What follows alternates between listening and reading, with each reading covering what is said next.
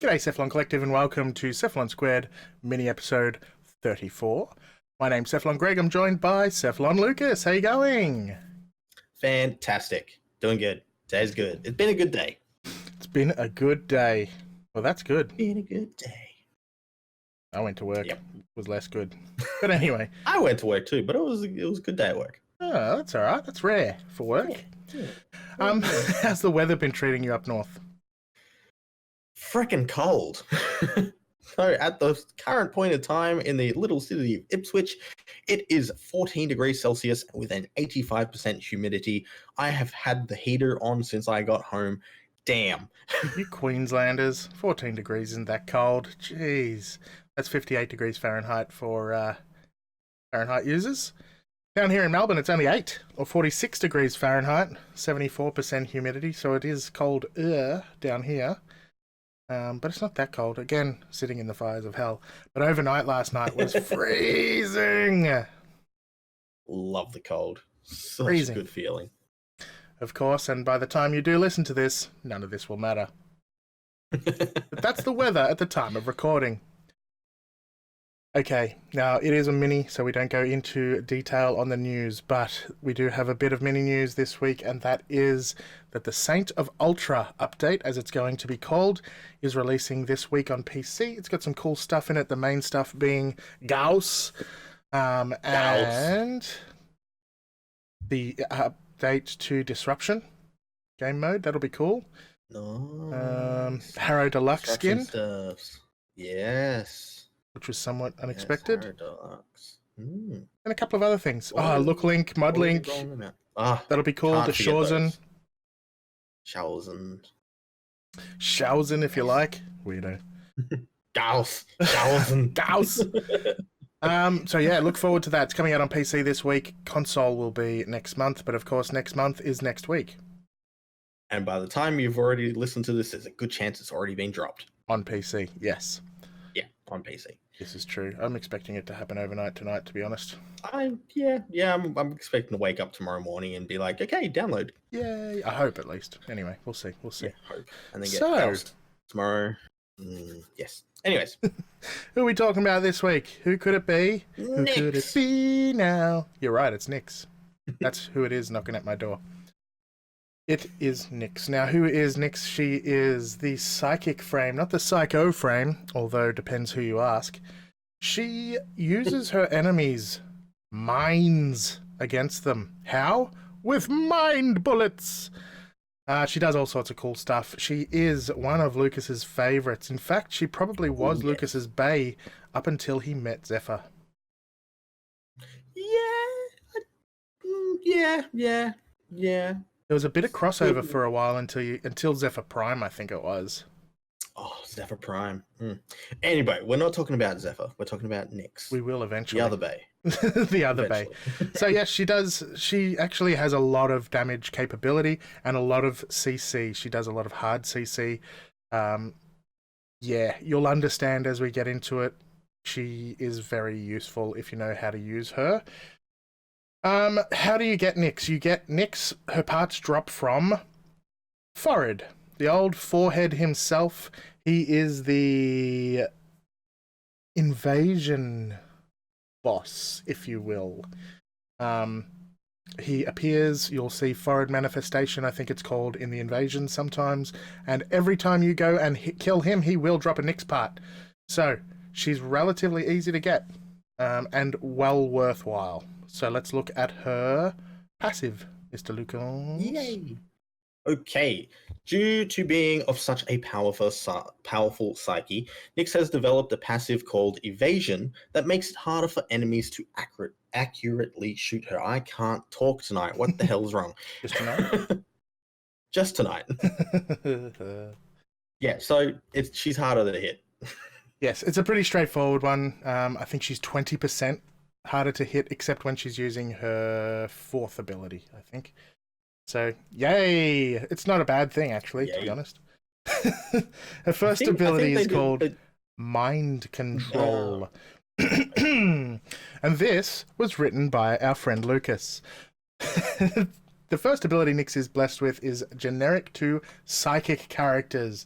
and that is the ability to influence someone's mind and force them into your service. So she takes over an enemy, and it can only be used, of course, on a single enemy. But you turn enemies against themselves, yay, and they will start to attack enemies. So you can cast it on anyone up to 60 meters away, and they will, that's at max level. And this includes a 30-second duration, again at max level, in which they will start to fight among themselves, or this one enemy will start to fight his previous colleagues.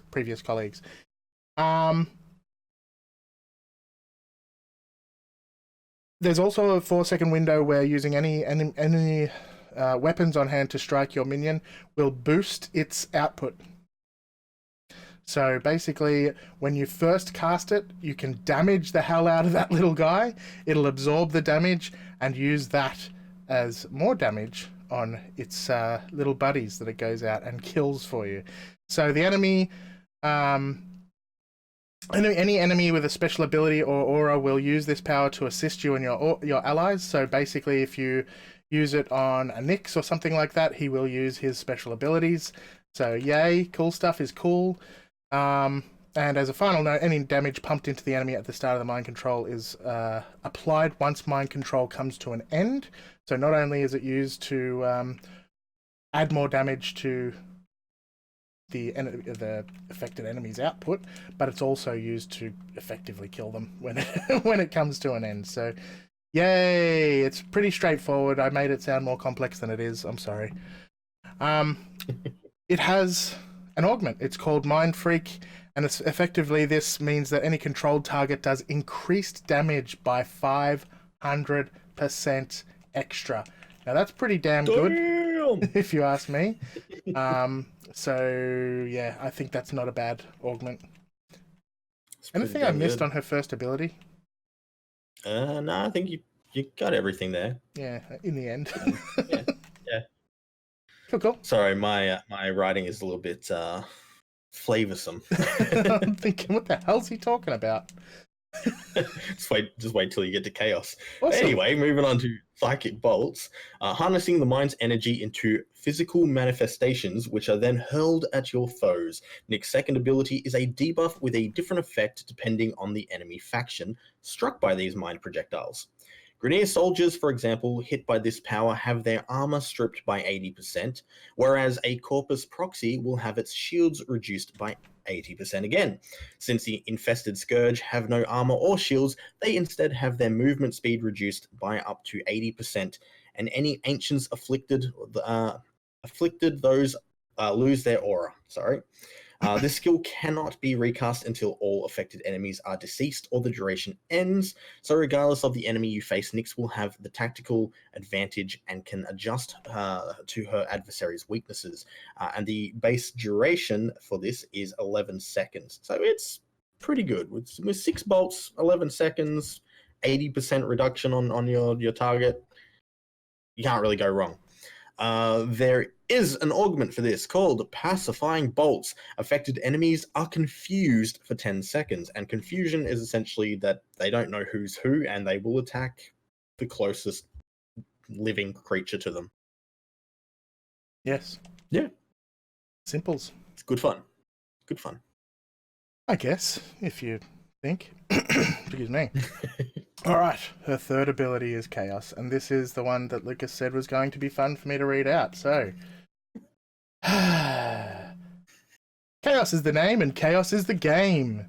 Using her psychic power to project her own image onto her enemy within 25 meters, Nyx controls the battlefield with panic. This power will trick enemies into seeing Nyx as everyone and everyone as Nyx, making once brothers in arms take up their arms against their once brothers. Nicely written, Lucas. Enemies cloaked in Nyx's image will attack the closest Nyx to their position. So, of course, that's not the closest. It may be you, or it may be the actual, their once brothers, as Lucas put it. So you could simply stroll on by watching the enemy tear itself apart, or add to the confusion and join in the battle royale that you have created. So, easy way to put it. Easy stuff is easy. She confuses everyone into thinking that everyone is Nyx, and then they all try and kill each other. Ta-da! This one also has an augment which is called Chaos Sphere. So when you cast it, it actually does create a sphere around her, and enemies within range of this sphere will be affected by chaos. The range lasts for 50% of the ability duration, and it shrinks over time. So I think that's in addition to the normal effect. So she can carry it around with her, but I've never used it. Yeah, you've never used it? Nah. Yeah. All right. But now we move on to absorb. The power of the mind is often increased through meditation, and that's no different for the psychic commander. The only difference is that when Nyx meditates, her mind's power becomes a visual rotation of energy that swirls around her entire body, collecting any damage directed towards her, which is then stored away for future use. While in this state, Nyx becomes invulnerable to all damage done to her, which is all nullified. However, the enemy's attempts at destroying her don't go unnoticed, as Nyx will absorb and cultivate 10% of all incoming damage to then turn into an explosion once absorb is ended. Originally, all damage stored was turned into magnetic power. However, with the changes made to Nyx earlier this year, any damage absorbed is then infused into the damage output of the explosion. So if heat damage is absorbed, heat damage will be expelled. Yay! Allies of Nyx may also contribute to the damage by just simply attacking the meditating nuke. And another note to add that Absorb now also has an explosion range that scales with absorbed damage, which can increase the explosion radius up to 75 meters. In addition, after this explosion, Nyx will also receive a temporary buff to damage output. This also scales with absorbed damage up to an increase of 400%. Damn! Now, this augment I do use a lot, and this is the Assimilate, where Nyx can move at 50% speed, but the area is reduced by half of her explosion. So while in the meditation state, she can't move. This is basically allows her to walk around being indestructible. So, Indeed, yeah, and it has been very useful for us in various situations. Hells yes. Lucas? Good old Lucas. Lucas has enjoyed using that and protecting targets and doing all sorts of stuff. It is useful. Useful things are useful. Very all much. Right. So, Nyx. She's pretty good. Chaos is one of her best abilities. You cast that bad boy, and everyone is confused for a long period of time, and they do not shoot you. They don't attack you, they just start attacking each other. It's a very powerful ability. Mind control, if you do it right, can be quite powerful because you can strengthen your little bad boy up so that they last longer. And absorb, of course, is obviously useful. I don't find terribly much use for psychic bolts, but now that I know that it reduces the armor, that's fairly useful, especially when you're coming up against Nyx. Nyx? Nox. I think you said like Nyx earlier when you were doing the first ability as well. Nyx and Nox is confusing. Yeah. What about yourself, Lucas? You are the one who loves her to death, so talk about how you use her. Okay, so the primary ability I use on my Nyx is definitely Chaos. There's something about making the enemies tear each other apart is just pleasant thing to watch. So I've built my Nyx around mostly range and efficiency. So efficiency is maxed out. Range is currently sitting at 235%. So when I cast Chaos, it's roughly about a 60-meter radius where enemies are afflicted with that particular crowd control. Because I haven't really done much to duration, I've kept duration around about the 105% mark. It only lasts for 26 seconds, but it's cheap and easy to cast. And I mean, 60 freaking meters for that. Sure, why not? Strength, I've dropped right down. I don't really give too much of a crap about strength on this particular build. So the psychic bolts, instead of doing 80% reduction, only do a 44% reduction. I mean, that's still a decent chunk. But mostly it's when I walk into an area, it's drop the chaos, kind of pick off enemies or let them kill each other, pick up, add into the chaos and pick them off as well. If things get really hairy, I will spike my Assimilate, which has a 1 energy per second drain. And with a energy pool of 600, you're laughing. So Immortal Nyx walking around a chaos-fueled arena, popping off shots with the Corinth. What's not to love? And also, she's really useful for downed enemies because you can cast Absorb while your teammates are reviving them. So in difficult situations, she's very useful. And like you said, Psychic Bolt can strip auras from Ancients. Yeah. That's super useful. Yeah, so very, very useful. There was one other thing I was going to say, but now I've kind of lost my train of thought. There. So I actually have not built. I've not put Vitality onto my Nyx build. Instead, I've just gone with Redirection, no health boosting whatsoever. So my Nyx has a shielding of 925, which is reasonably high. Pair that with Taxon and Assimilate with the Absorb, and you'll never really need to worry about health, to be honest. So if you're looking to build Nyx, I wouldn't put anything towards health. More focus on shielding more than anything. She doesn't need it. Fair enough. In my opinion, she has the best Prime helmet in the game.